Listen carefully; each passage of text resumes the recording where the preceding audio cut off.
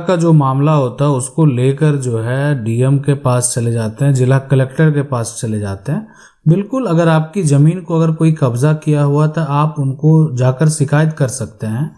मामला अगर आप पुराना है, कहने का मतलब कब्जा जो है अभी आपका हाल में नहीं किया, बहुत पहले का मामला, पुराना मामला है, उस केस में जो है ना बिना कुछ सोचे समझे आप क्या करें, सिविल कोर्ट में उसके व्यक्ति के खिलाफ केस फाइल कर दें। ठीक है, इसलिए कि अगर आपको लगता है कि नहीं आपकी ज़मीन है, आपके कागजात हैं और आपके पास प्रूफ है, तो आप जो है कब्जा करने वाला व्यक्ति का कब्जा खाली भी करा सकते हैं। लेकिन अगर मान लेते हैं कोई अवैध कब्जा करके बैठा हुआ है, ठीक है, तो लंबे समय से है, तो आप उसको डायरेक्ट ऐसे भी नहीं हटा सकते हैं बिना कोई कानूनी प्रक्रिया के। हाँ, लेकिन अगर मान लेते हैं जमीन का टाइटल ना आपके पास है ना उनके पास है, उस केस में तो फिर दोनों को समस्या हो सकती, उनके पास है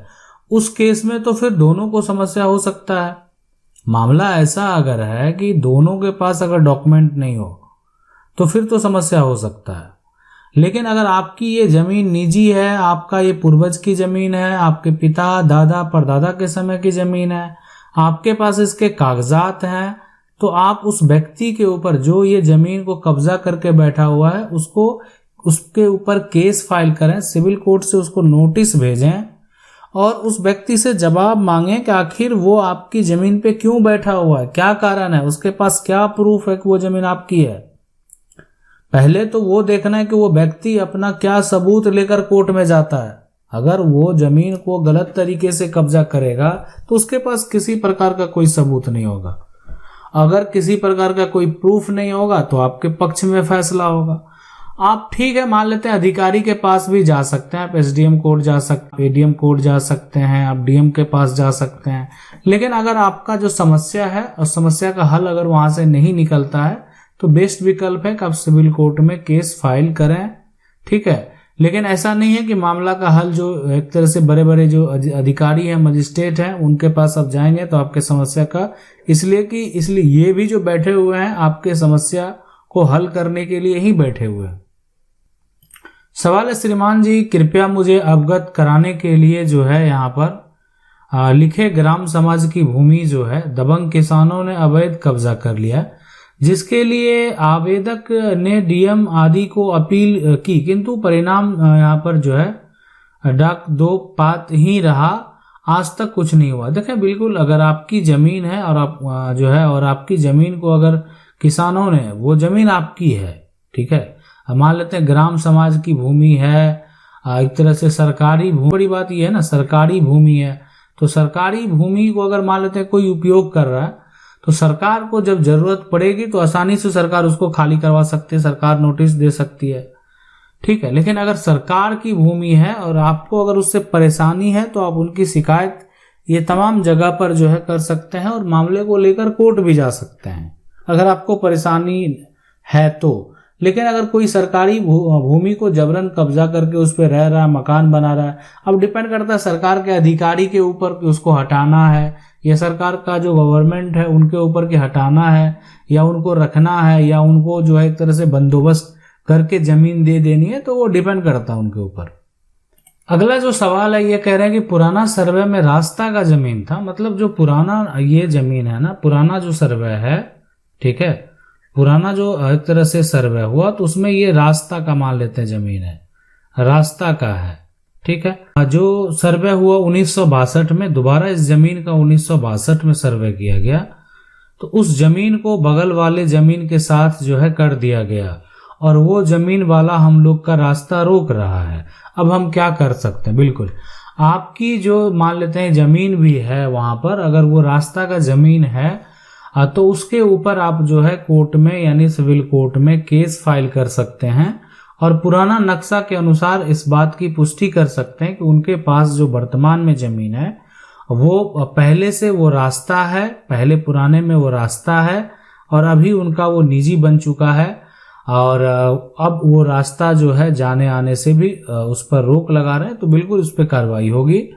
आपके पास विकल्प है कि आप पुराना नक्शा के अनुसार जो है, पुराना जो मैप है जमीन का उसके अनुसार उन पर, और साथ में उस व्यक्ति का भी पुराना रिकॉर्ड क्या है वो भी आप वहां स्पष्ट तरीके से जो है रख सकते हैं। इसे जो है रख सकते हैं। अगला जो सवाल है ये कह रहे हैं सर 1973 का जो है खरीदी गई जमीन घर समेत मेरे पिताजी ने ली है, जिसका रसीद भी 1993 तक जो है वो कटा है और किराए पर जो है मौखिक दिया था, आज फर्जी तरीके से कब्जा कर लिया है और अपने नाम रसीद भी कटा लिया है, क्या उस पर बलपूर्वक हटाया जा सकता है? देखें, वर्तमान में जो रसीद कटा लिया गया है, सुप्रीम कोर्ट का एक जजमेंट आया और उस जजमेंट में आप देख तरह से प्रीवियस जब वीडियो देखेंगे तो आपको दिखेगा भी, उसके बारे में भी बताएं, जिस समय वो फैसला आया था तो उसके बारे में भी बताया हुआ है और उसमें साफ साफ कहा गया है कि सिर्फ म्यूटेशन करा के जमीन का अगर कोई म्यूटेशन करा ले, सिर्फ ठीक है, जमीन का अगर कोई दाखिल खारिज करा ले तो ये जो करा ले तो इससे संपत्ति का वो मालिक नहीं बन सकता है, ठीक है, मालिक नहीं बन सकता है। कहने का मतलब इसका एक तरह से ये जो दाखिल खारिज हुआ उसका आधार होना चाहिए कि या तो जमीन की मान लेते हैं रजिस्ट्री हुई है, किसी प्रकार का कोई सील डीड है या खतियान है या किसी प्रकार का कोई वसीयत है, किसी प्रकार का कोई दान पत्र है, ये सभी जो एक तरह से दस्तावेज हैं, जो रजिस्टर्ड डॉक्यूमेंट है,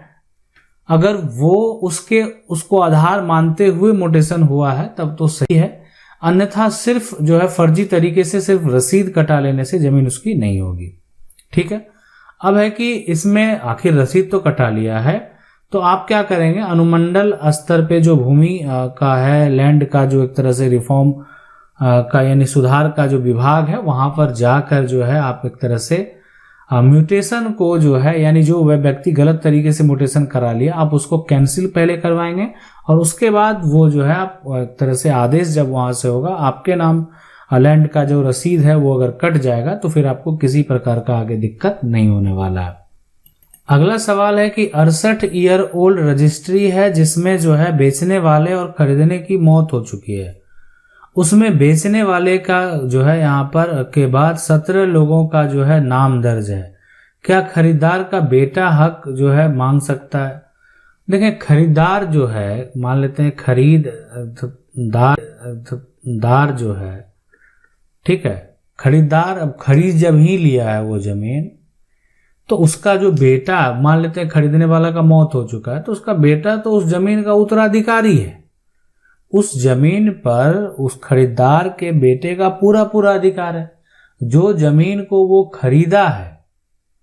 वो जमीन एक तरह से अगर उसके पिता की मृत्यु हो गई है तो उसका तो पहला अब जो हक बनेगा वो बेटा का ही बनेगा। ठीक है, इसलिए कि बेचने वाले के बाद अगर मान लेते हैं 17 लोगों का नाम दर्ज है तो फिर भी अगर वो जमीन एंसेस्ट्रल प्रॉपर्टी है, पैतृक संपत्ति है, कोई अपने हिस्से की प्रॉपर्टी को बेचा है तो उसमें तो उसकी खरीद बिक्री हुई है, तो जब तक वो सेल डीड कैंसिल नहीं होता है तब तक उस संपत्ति का जो कानूनी मालिक होगा वो उसका बेटा ही होगा जो खरीदा है। अगला सवाल है सर, मेरी दादी की मृत्यु हो गई है और दादी के 2 पुत्र हैं पर तहसील में पटवारी और जो है कानून एक तरह से कह रहे हैं कि वो जमीन पुत्र को नहीं मिलेगा, अब क्या करें? देखें, अगर दादी की मृत्यु हो गई है तो अगर दादी के जो पुत्र हैं, ठीक है, पुत्र अगर मान लेते हैं तो वो जमीन पुत्र को मिलेगा क्यों नहीं, बिल्कुल मिलेगा। अगर दादा जीवित हैं तो पहले जो हक होता है, कानूनी अधिकार जो होता है वो दादा का होगा। अगर दादा भी नहीं है तो दादा का भी मृत्यु प्रमाण पत्र बना लें और दादी का भी मृत्यु प्रमाण पत्र बना लें, तब उस पे जो एक तरह से जो फर्स्ट राइट बनेगा तो जो उनके दादी के जो बेटे हैं, ठीक है, उन्हीं का हक बनेगा। जितने उनके बेटे होंगे, बच्चे होंगे, बेटी होंगी, सबका कानूनी तौर पर उस जमीन पर, उस संपत्ति पर अधिकार होगा।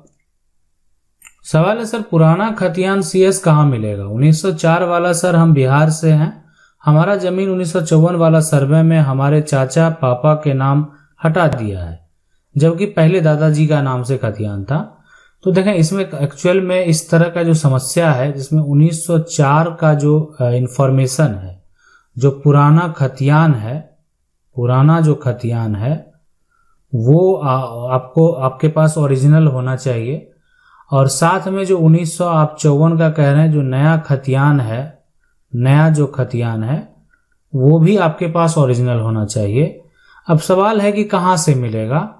तो सबसे पहले 1904 के समय में आपको ये पता करना है कि आपका जो, आप जिस राज्य से, अगर बिहार से हैं, ठीक है, बिहार से हैं, तो बिहार के आप जिस भी जिले से हैं, तो 1904 में आपका वो जिला था या नहीं था। हो सकता है कि आपका कोई और जिला हो, अब आपका जिला नया बना है, तो जो आपका पुराना जिला है वहां भी पता कर लें, नए जिले में पता कर लें कि आपका पुराना इंफॉर्मेशन वहां नकल जो है एक तरह से आपका मौजूद अगर है तो आप उसका नकल जो है निकाल सकते हैं। साथ में 1954 का भी एक नकल निकाल लें, आखिर आपकी जमीन को किसके नाम से जो है एक तरह से सर्वे कर दिया गया है, वो भी नकल आप एक तैयार कर लें। और उसके बाद आप चले जाएंगे सिविल कोर्ट। सिविल कोर्ट जाने के बाद उस व्यक्ति के ऊपर केस फाइल करेंगे जिनके नाम सर्वे हो गया है, जिनका भी नाम दर्ज है और वो जीवित है, उनके ऊपर आप नोटिस करवाएंगे। उनको जवाब एक तरह से मांगा जाएगा कि आपका जो जमीन सर्वे हुआ वो किस आधार पे हुआ, और उसकी प्रॉपर जांच कराने के बाद अगर वो उसमें त्रुटि पाई जाएगी तो फिर वो जमीन आपके पक्ष में डिग्री होगा और वो जमीन आपके नाम पर ट्रांसफर होगा। आशा करते हैं वीडियो अच्छा लगा होगा। वीडियो चाहते हैं वीडियो को लाइक जरूर कर दें, चैनल को पहली बार देख रहे हैं सब्सक्राइब करके जो बेल आइकन है उसको जरूर दबा लें। मिलते हैं अगले वीडियो में, तब तक के लिए जय हिंद।